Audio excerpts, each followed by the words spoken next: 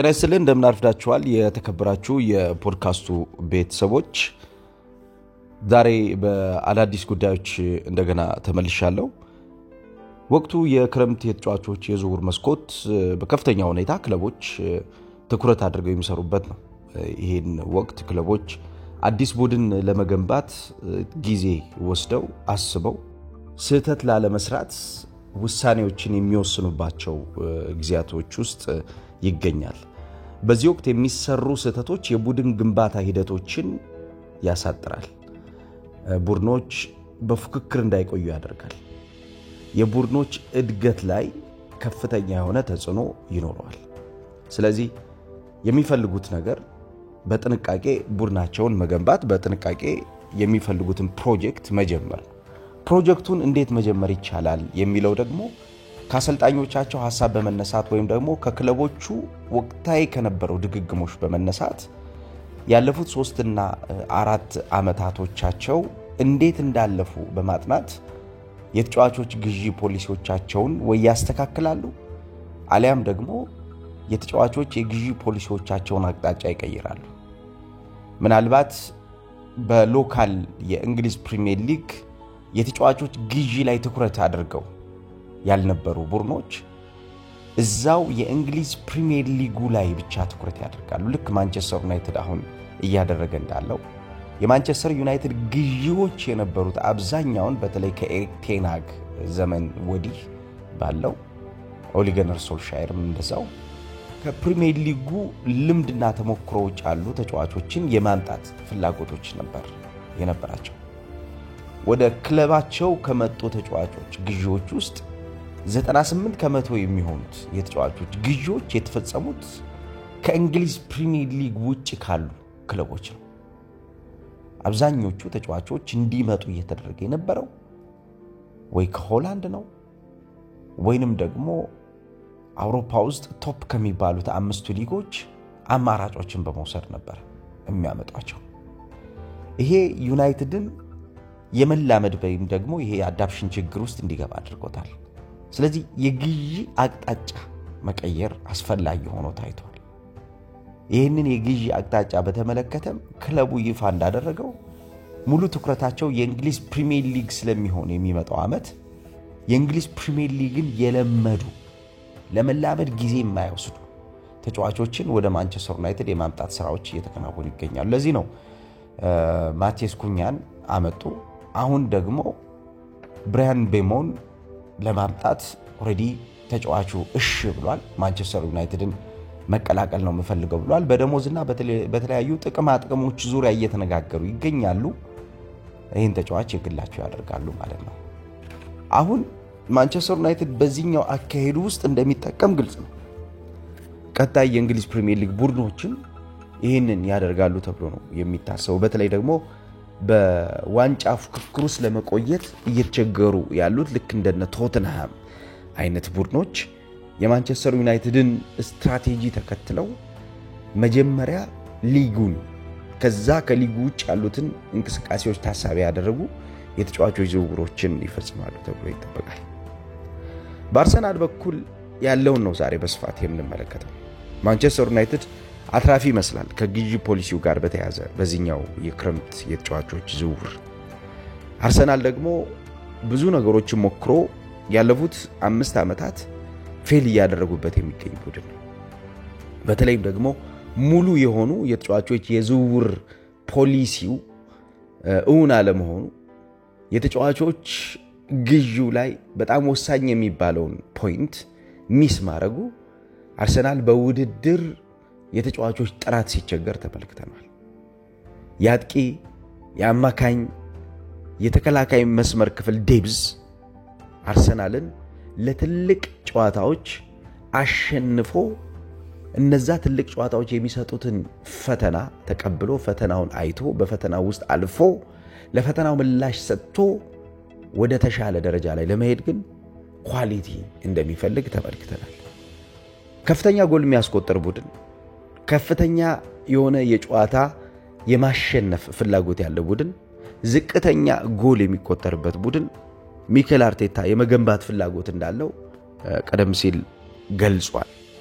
እንግዲህ የተሰጣቸውን የራሳቸውን የመጫወቻ ቀጠና ብቻ የሚጫወቱ ሳይሆን ከራሳቸው የጨዋታ ቀጠና ወጥተው የሌሎች የጨዋታ ቀጠናዎችን ራሱ ማሸነፍና እነዛን ቀጠናዎች ራሱ ጥራት ያላቸው ቀጠናዎች የማድረግ ኃላፊነት የሚሰጣቸውን ተጫዋቾች የማምጣት ግዴታ ይኖርበታል አርሰናል። ምክንያቱም ለሚኬል አርቴታ የዘንድሮ የውድድር ዓመት አስፈላጊ የሚባሉ ተጫዋቾች ከተጫዋቾቹ ጉዳትና ከአርቴታ የጨዋታ ታክቲክ ተነስተን የተጫዋቾች ዱዋል ሚና የተጫዋቾች ተደራቢ ሚና አስፈላጊ ስለሆነ ማለት ነው።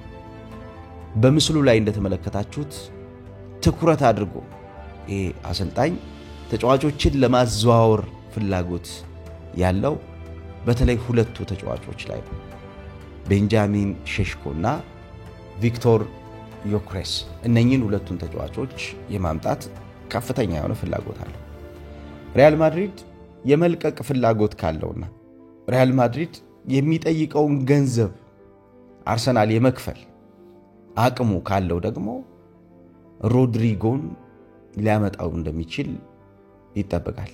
ነገር ግን ማድሪድ ሮድሪጎን የመልቀቅ ፍላጎት ይኖረዋል ወይ የሚለው የሚጠበቅ ነው። ሌላው የአርሰናል ሌላ አማራጭ ሆኖ መጨረሻ ላይ አሁን እየመጣ የሚገኘው ጁሊያን አልቫሬዝ ነው። አርጀንቲናዊው የፊት መስመር ተጫዋች በብዙ መስፈርቶች በብዙ መለኪያዎች ከመጨረሻው የሜዳ ክፍል የማጥቃት እንቅስቃሴ እድገት ጋር በተያያዘ በብዙ ቦታዎች ምናልባትም በአንድ እንቅስቃሴ በሶስት የጨዋታ መንገዶች ውስጥ ልናገኘው የምንችለው ተጫዋች ነው። ስለዚህ ይሄንን ተጫዋች የማምጣት ፍላጎትም አርሰናል እንዳለው እየተነገረ ይገኛል። መረጃዎችም ይወጣሉ። ግን እነዚህ ተጫዋቾች ሲመጡ አርሰናል ላይ ምን ሊጨምሩ እንደሚችሉ የተወሰነ ለመመልከት እንሞክራለን። ምክንያቱም አርሰናል በማጥቃት እንቅስቃሴ አብዛኛው የማጥቃት እንቅስቃሴው ብዙ የተቆረጠበት ቡድን ሆኗል። በብዙ የጨዋታ እንቅስቃሴዎች ውስጥ አርሰናል እነዚህን የጨዋታ እንቅስቃሴዎች ለማሸነፍ የተጫዋቾች ስኪል የጎደለው ቡድን ሆኖ ተመልክተናል። ለምን ሚለውን አርሰናል በእነኚህ የተጫዋቾች ግዢዎች መመለስ ይፈልጋል። ወደ ሳጥን የሚሮጡ ተጫዋቾች የሰውነት ጥንካሬያቸውን ወይም ደግሞ የፊዚካል ፕሬዘንስ ምንለው ነገር በተከላካዮች አቋቋምና በተከላካዮች የመከላከል ባህሪ ላይ በማሳደር የተጋጣሚ ቡድን የተከላካይ መስመር ተጫዋቾች ከእቅድ ውጭ እንዲከላከሉ ማድረግ ይሄ ቤዚክ በሆነው የመከላከል መሰረታዊ ወይም ደግሞ መሰረታዊ የሆነው የመከላከል አቋቋማቸው ቤዚክ ዲፌንዲንግ ፋውንዴሽን የሚባለው ላይ ጫና ማሳደር pulling them out of the position በተለይ ራሳቸው የቆሙበት ቦታ ላይ ነቅለው እንዲወጡ የማድረግ ስራዎችን የሚሰሩ ሰፊ የሆነ የማጥቂያ ዞኖችን በተደጋጋሚ የሚያዘጋጁ ልክ እንደነ ቡካዮ ሳካ በጣም ጥሩ በሚባል ሰዓት ላይ በነበሩበት ጊዜ የሚያደርጉትን ነገር የሚያደርጉና ይሄ ዋይድ አታከሮች ወይም ደግሞ አስፈተው በማጥቃት እንቅስቃሴ ውስጥ የሚገኙ ተጫዋቾችን አርሰናሎች ይፈልጋሉ። በተለይ አብዛኛውን የዊንግ ሚና ላይ ያሉ ተጫዋቾች እገዛ የሚፈልጉ ናቸው። የዊንግ ሚና እገዛ የሚፈልጉበት ዋነኛው ምክንያት ምንድነው? እንቅስቃሴዎቹ ወደ ተጋጣሚ ሜዳ በሚገቡ ሰዓት ጥራት ስለሚጎላቸው እዛ ቦታ ላይ አሳታፊ የሚባል ንክኪዎችን ያደረጉ እቺ ነገር አስምሯት እዛ ቦታ ላይ አሳታፊ የሚባል ንክኪዎችን ያደረጉ ማጥቃቱን ይበልጥ የሚያሳድጉ የማጥቃቱን ጥራት የሚጨምሩ የማጥቃቱ ጥራት የተፈጠረበትን ክፍተት የሚሞሉ ተጫዋቾችን ይፈልጋሉ። በተለይ ስካኒንግ ላይ አርሰናል ሲቸገር የነበረበት የመጨረሻው የሜዳ ክፍል የማጥቃት እንቅስቃሴ አሰልጣኝ ሚኬል አርቴታ ጥራቱን እንዲጨምር ይፈልጋል። ቀጣዩ ሂደት ምንድነው? ቀጣዩ አስቸጋሪ ነገር ምንድነው? ቀጣዩ ኦፖርቹኒቲ ምንድነው? ቀጣዩ አርሰናል ሊያጠቃ አርሰናል ፖሴሽን ሊያገኝ የሚችልበት እድል ምንድነው ብሎ ይሄን ነገር በሚገባ የሚያይ ይሄን ነገር በሚገባ የሚያሸጥ ተጫዋች ይፈልጋል። በተለይ የሃፍ ስፔስ አጠቃቃቸው ላይ አርሰናሎች በአውሮፓ ቻምፒየንስ ሊግ የግማሽ ፍጻሜ ጨዋታ ወቅት ከፒኤስጂ ጋር በተጫወቱበት የመጀመሪያው ጨዋታ ምን ያክል ከባድ ጊዜ እንዳሳለፉ ተመልክተናል። የመጀመሪያው የሜዳ ክፍል፣ ሁለተኛው የሜዳ ክፍልና ሶስተኛው የሜዳ ክፍል ላይ የነበረው የአርሰናል የማጥቃት እንቅስቃሴ ለምሳሌ ፔኔትሬሽን ቱ ዘ ቦክስ ወይም ደግሞ ኳስን ይዞ ወደ ሳጥን የመግባት እንቅስቃሴ ላይ ከተመለከት ነው አርሰናል ከግማሽ ፍጻሜው ጨዋታ በፊት ካደረጋቸው ጨዋታዎች በ21.8% ያነሰ የጨዋታ አፈጻጸም ነው የነበረው ፔኔትሬሽን ቱ ዘ ቦክስ። ቡካዮ ሳካ መፍትሄ አጥቶ ኳስ ይዞ ሲመለስ የተመለከትንበት ጨዋታ ነበር። መፍትሄ አጥቶ ይሄ ማለት የመጨረሻውን ወርቃማውን ንክኪ አድርጎ ወደ ሳጥን ለመግባት በሚደረጉ ሽግግሮች የማጥቃት ሽግግሮቹን ይበልጥ የሚያሳድጉ ተጫዋቾች የአቋቋም የስኪል የተጋጣሚን የጨዋታ እንቅስቃሴ ድክመታዊ ንባብ የሚረዱ ተጫዋቾች ስላልነበሩ ማለት ነው። በተለይ ቀድም ያልኩት ይሄ ፑሊንግ them out of the possession አብዛኛውን ጊዜ አርቴታ በተጋጣሚ ቡድን አማካኞችም ሆነ በተጋጣሚ ቡድን የተከላካይ መስመር ተጫዋቾች ላይ አብዝቶ የሚሰራው ነገር የተከላካይ መስመር ተጫዋቾች ከራሳቸው የጨዋታ ቀጠና እንዲወጡ ተጎትተው እንዲወጡ ወጥተው የሚከፈቱ ስፔሶች እንዲኖሩ ለማድረግ የተጫዋቾችን አእምሮ የሚፈልግ አይነት አሰልጣኝ ነው። እነኚህ ተጫዋቾች ይሄን ነገር ማድረግ ሲችሉ እንቅስቃሴው ይበልጥ ለአርሰናል ዋጋ ያለው እንቅስቃሴ ይሆናል ማለት ነው። ነገር ግን በዚህ እንቅስቃሴ አጋዥ የሆነ የተጫዋቾች ስኪል ከሌለ ግን ዋጋ የሚከፍሉበት የጨዋታ ጊዜ እንዴት ቡድኑን ከጨዋታዎች እንደሚያደርገው የተመለከትንበት ነው። ለምሳሌ በቤንጃሚን ሼሽኮ እንቅስቃሴ ውስጥ የሚፈጠረውን የተወሰኑ ኳሊቲዎቹን እስኪ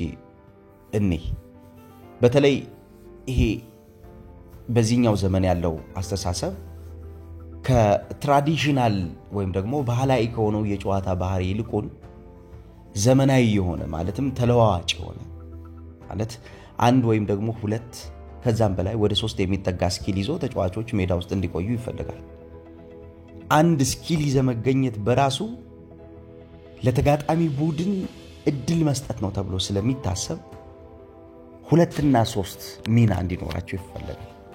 ከሚቆሙ ይልቁን የሚሮጡ፣ ከሚነጠሉ ይልቁን በሊንክ አፕ ውስጥ የሚጫወቱ፣ ከሚጠቡ ይልቁን ተስፋፊ እንቅስቃሴዎችን የሚያደርጉ፣ በማጥቃት እንቅስቃሴ የታጡ እንቅስቃሴዎችን የሚያርሙበት መንገድ ከራሳቸው ከተሰጣቸው ውስን ዞን ያለፈ ወደ ሌላ የጨዋታ ቀጠና የሚሄዱ ተጫዋቾችን ይፈልጋሉ። ለምሳሌ የቤንጃሚን ሼሽኮ ሲመጣ በአርሰናል ሊፈጥረው የሚችለው የተባለው አስተዋጽኦ አንዱ በተጋጣሚ ከፍተኛው ቦታ ላይ የሚቆይ ተጫዋች ስለሆነ ነው። እንግሊዝኛው ታይፒካሊ ስቴይስ ሃይ አፕ ኢን ዘ ፊልድ ከፍ ባለ ወይም ደግሞ ተጋጣሚ አደገኛ ነው ብሎ በሚያስበው ዞን ላይ የሚገኙ ተጫዋቾች አብዛኛውን ጊዜ የተጋጣሚን የጨዋታ እቅድ የማበላሸትና ተጋጣሚ ከሚገጥመው ቡድን በተለየ መንገድ እንዳያስብ የሚያደርጉ ናቸው። ሁሌም ቢሆን በጎሉ ቅርብ ነው። የተጫዋቾችን ሰርቪስ ከመጠበቅ ይልቁን እሱ ራሱ ገብቶ ያ የፈለገውን ነገር የሚያደርግ ነፃነት የሚሰጠው ተጫዋች ነው። አንዳንዴ በእንቅስቃሴ ፎልስ ናይን ይሆናል። ከዛ ውጭ ደግሞ ትክክለኛው የ9 ቁጥር ሚና ያለው ተጫዋች ይሆናል። አማካኝ ክፍል ላይ ገብቶ ደግሞ የሚፈጠሩ ስፔሶችን የማዘጋጀትና እነዛን ስፔሶች የማጥቃት እነዛን ስፔሶች ይበልጥ ተጫዋቾች እንዲጠቀሙበት ቡድኑ እንዲጠቀምበት እሱም እንዲጠቀምበት የሚያደርግ። ሌላኛው የዚህ ተጫዋች ትልቁ ኳሊቲ ምንድነው? በሊንክ አፕ ፕሌይ ላይ በተለይም ደግሞ የዊንገሮችና አማካኞች እንዲመጡ የሚጋብዝ ተጫዋች ነው። ይሄ ማለት እንዲመጡ ካደረገ ወሳኙ ነገር ምንድነው? እድሎች ይፈጠራሉ ማለት ነው። creating opportunities for the teammates ለቡድን ጓደኞቹ እድል የማዘጋጀትና የቡድን ጓደኞቹ ቀጣይ ሂደቶች ምን ሊሆኑ እንደሚችሉ በሱ እንቅስቃሴ መሰረት የተገነባ እንዲሆን ያደርጋል ማለት ነው። ከዛውጭ ይሄ ፍሉድ አታክ ላይ በተለይም ደግሞ በማይቆምና ገደብ በሌለው በሚንቀሳቀስ የማጥቃት እንቅስቃሴ አብዛኛውን ጊዜ ተጫዋች ሲገኝ እንመለከተዋለን።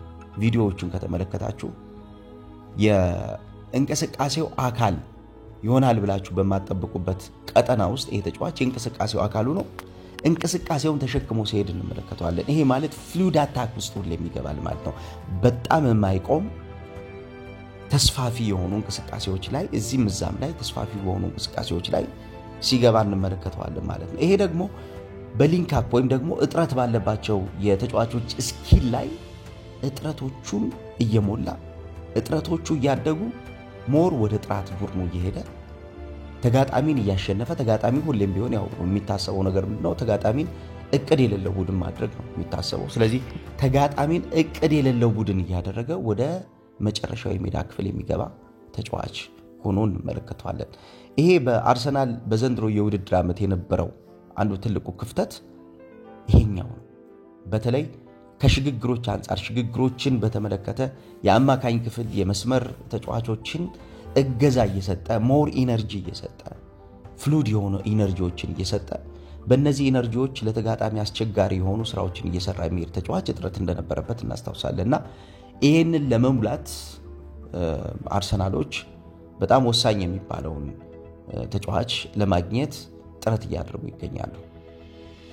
ወደ ቪክቶር ዮክሬስ ስንሄድ የዚህ ተጫዋች አንዱ ትልቁ ኳሊቲ አግሬሲቭ መሆኑ፣ በጣም ጉልበተኛ ነው። ኃይል አጫወት ላይ ከፍተኛ የሆነ ገልብጦ የመግባት ድርምስምስ አድርጎ የመግባት አቅም ያለው ተጫዋች ነው። ከዛውጭ ይሄ የሐሰተኛ የቦዲ ሙቭመንቶችን በማድረግ የቡድን ጓደኞቹ እንዲጠቀሙና እሱ ደግሞ እነዚህ በሐሰተኛ የቦዲ ሙቭመንት ወይም ደግሞ የሰውነት እንቅስቃሴ የተከፈቱ ስፔሶችን በመጨረሻው የሜዳ ክፍል ጥራት ባለው መንገድ ለማጥቃት የሚጠቀም ተጫዋች ነው። ተጫዋቹ ወደ ሳጥን ከገባ በኋላ ሳጥን ውስጥም ከሳጥን ውጭ ባሉት ንክኪዎቹ የተጋጣሚ ቡድን በጣም አደገኛው ዞን እንዴት መጠቃት እንዳለበት የሚያውቅ ተጫዋች ነው። እንደውም ቢሉት ምንድነው ተጫዋቹ ወደ ሳጥን ይድረስ እንጂ ሳጥን ከደረሰ በኋላ ምን እንደሚያደርግ ቅጽበት የማይፈጅበት ተጫዋች ነው ይባላል። ሽግግሮቹ ወደ ሳጥን ይወሰዱት እሱ ሳጥን ውስጥ ይገኝ እንጂ ወይም ሳጥን አካባቢ ይገኝ እንጂ የሚያደርጋቸው ነገሮች በሙሉ በጣም አስቸጋሪና ለተጋጣሚ ቡድን ለመቋቋም በጣም የሚከብዱ እንደሆኑ የአውሮፓ መገናኛ ብዙሃን ያወራሉ። በተለይ ይሄ ላይን ብሬኪንግ ራንስ የሚባሉት ወይም ደግሞ መስመሮችን ሰብረው ወይም ደግሞ ሰንጥቀው የሚገቡ ሩጫዎችን በማድረግ የዚህ ተጫዋች አቅም በጣም የተለየ ነው። መስመሮችን ለመስበር በሚደረገው ሽግግሮች ውስጥ አብዛኛውን ጊዜ እንደዚህ አይነት ኳስ ተሸክሞ የሚመጡ አጥቂዎች ይፈልጋሉ።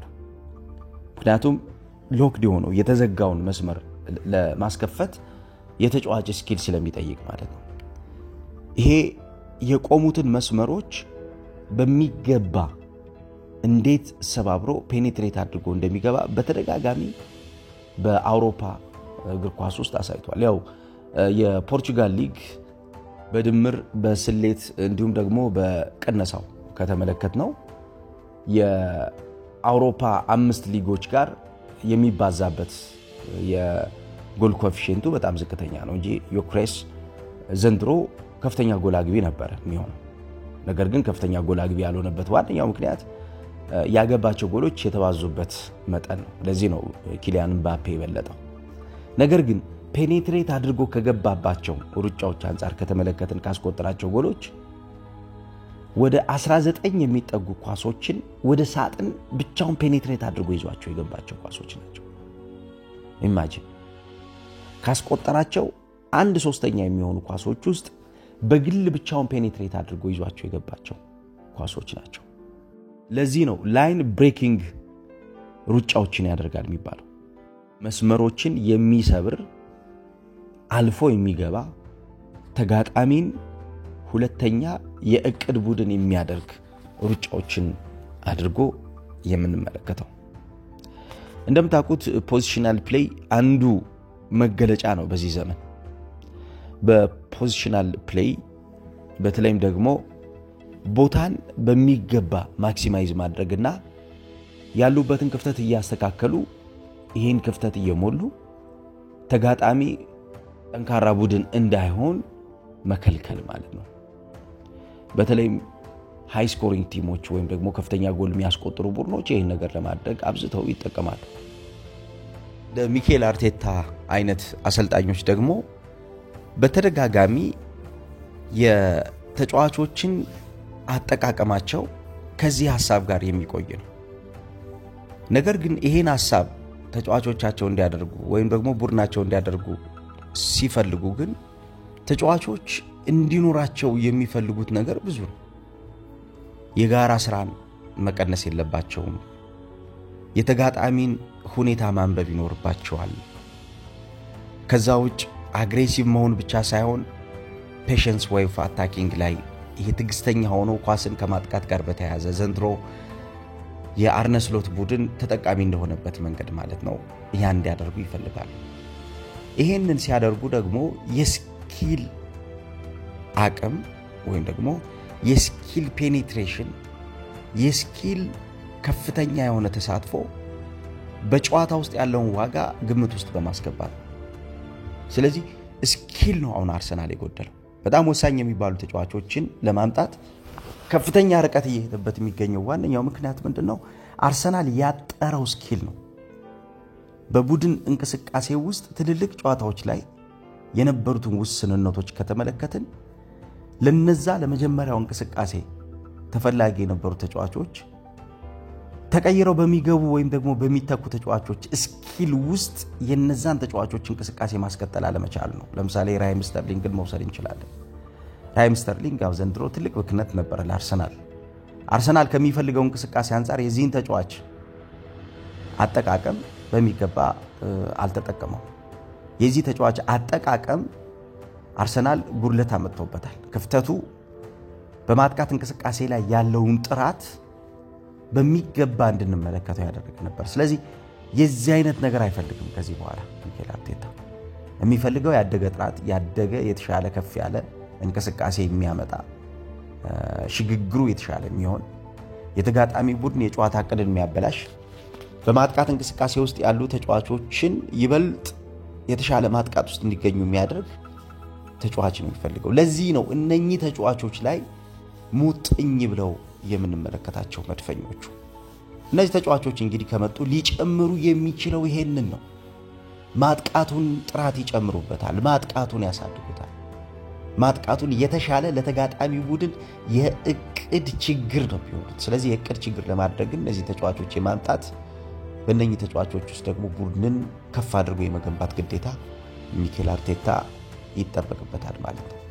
ስለነበረን ቆይታ ከልብ እናመሰግናለን። የተከበራችሁ የፖድካስቱ ቤተሰቦች እስኪ አስተያየት ስጡበት። ነገ እመለሳለሁ በሌሎች ጉዳዮች። ይሄን የእናንተን ሐሳብ ነገ በሚኖረው ፕሮግራሜ የማድረስ ይሆናል።